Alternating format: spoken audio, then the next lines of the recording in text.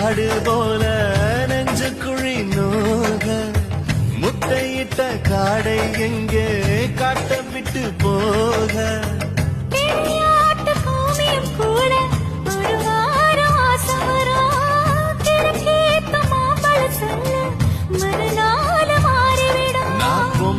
இருக்குல்ல வல்ல என் புத்தியில் வேறொன்னும் இல்ல நான் உடம்புக்கு பிறந்தவன் புள்ள சொன்ன ஒரு சொல்லு மாறுவதில்ல நீ வெறும்